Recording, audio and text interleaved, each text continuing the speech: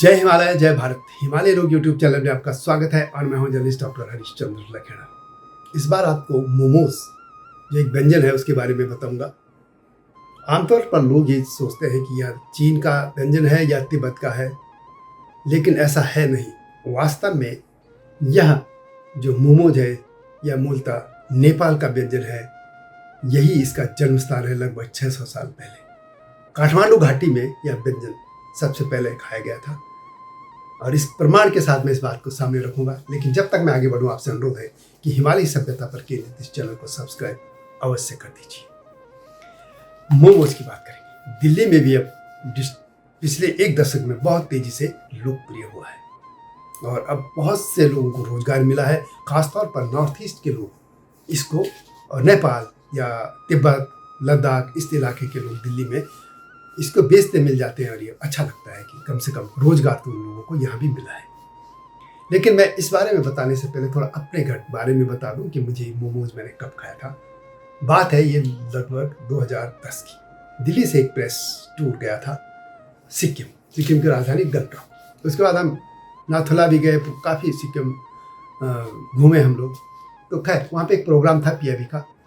वहाँ पे जो हेल्थ सर्विस थी उसके डायरेक्टर थे, मतलब जो डायरेक्टरेट है उसके हेड डायरेक्टर, वो भी लखेड़ा थे, डॉक्टर बिपिन चंद्र लखेड़ा। जब उन्हें पता चला कि कोई लखेड़ा जर्नलिस्ट आए तो मेरे पास आ गए थे। बाद में पता चला कि वो भी हम एक ही परिवार से थे। हमारे फोर फादर्स अलग अलग गांव में चले गए थे। वो अल्मोड़ा जिले में बस गए थे, हमें पौड़ी डिस्ट्रिक्ट में। खैर अब तक हमारे संबंध है। हमारा पूरा जो लखेड़ा ट्रस्ट बना, मंदिर बना अपने पुरखों से जुड़ने का, उस पूरे अभियान में वो भाई मेरे साथ रहे, बड़े भाई। तो जब वो मुझे मिले तो उन्होंने कहा कि चलो आप तुम्हें एक चीज़ खिलाऊंगा सिक्किम की। मैंने कहा बताइए। चलिए गए हम लोग। तो उन्होंने मुझे सबसे पहले मोमोज खिलाए थे और मैं कई बार उनसे ये चर्चा में भी करता रहता हूँ कि मुझे याद है। उसके बाद दिल्ली में तो आप खाते ही। तो खैर मोमोज की अब मैं बात करूँगा। मोमोज को एक उसका जो अर्थ है, नेवारी भाषा, नेवार की जो भाषा है, नेवार को एक समझ लीजिए कि जो काठमांडू घाटी है, काठमांडू घाटी में मुख्यतः 3 बड़े राज्य होते थे नेवारों के।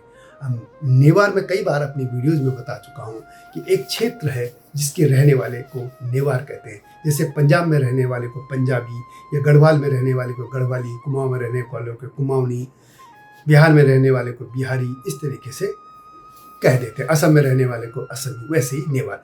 तो और वहाँ पे हिंदू अधिकतर है। वैसे कुछ क्रिश्चियन में बन गए, बौद्ध भी है, लेकिन मुख्यतः जो हिंदू है उसमें वही वर्ण व्यवस्था लागू है। तो वहीं की एक राजकुमारी थी और उसकी शादी हुई थी तिब्बत में। और तिब्बत के राजा के यहाँ जब वो गई तो उसने सबसे पहले वहाँ पर ये भोजन डिश तैयार किया और राजा के सामने पेश किया था। जब ये पेश हुआ तो उनको बहुत पसंद आया और तिब्बत में ये पूरा छा गया। तिब्बत और चीन के संबंध काफ़ी घनिष्ठ हैं पहले से ही। सभ्यता लगभग एक है, रेस एक है। तो वो लोग वो चीन में गया, उसके बाद जापान, कोरिया और वगैरह वगैरह कहा, पूरा देश में। लेकिन भारत में कैसे लौटा? भारत में जब तिब्बती जो शरणार्थी आए थे, जब चीन ने अटैक कर दिया था, तिब्बत को कब्जे में ले लिया और दलाई लामा यहाँ पहुँचे और उनके साथ भी बहुत से लोग, उनके जो सहयोगी थे या जो चीन के भय से भाग गए थे, वो सब भारत में होते। तो इस तरह 60 के दशक में, यानी 1960 के दशक में भारत में बनने लगे। और जो तिब्बती लोग हैं दिल्ली में भी हैं, मजनू का टीला इस इलाके में भी हैं, देहरादून में भी हैं, धर्मशाला तो है ही उनका, हिमाचल में है। इसके अलावा लद्दाख में बसे, दार्जिलिंग इलाके में बसे और भारत के विभिन्न इलाकों में लोग बसे। तो जहाँ जहाँ ये बसे वहाँ पर इनके कई भोजन इन्होंने तिब्बत की बनाए, लेकिन उसमें लोकप्रिय यही हुआ।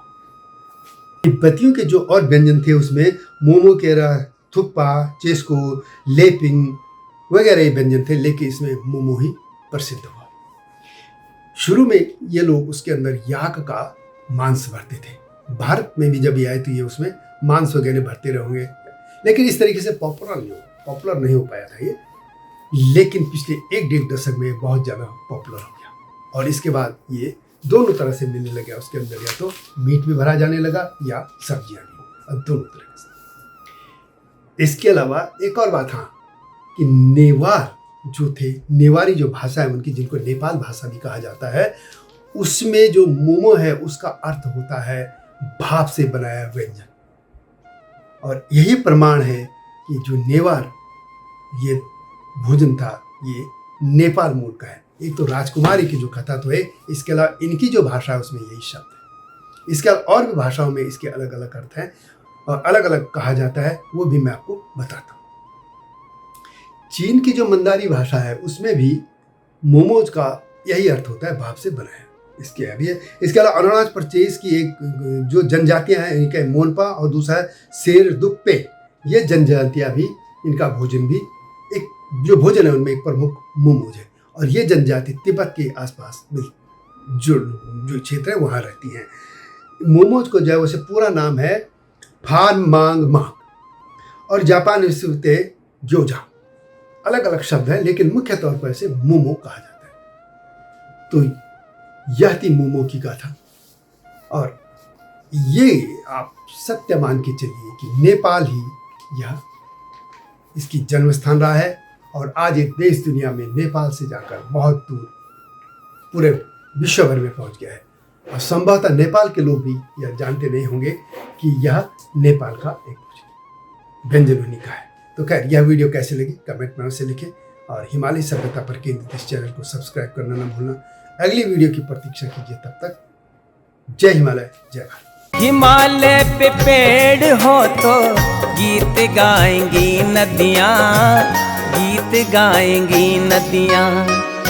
पेड़ों पे चिड़िया है तो गीत गाएंगी नदियाँ, पेड़ों पे चिड़िया है तो गीत गाएंगी नदियाँ।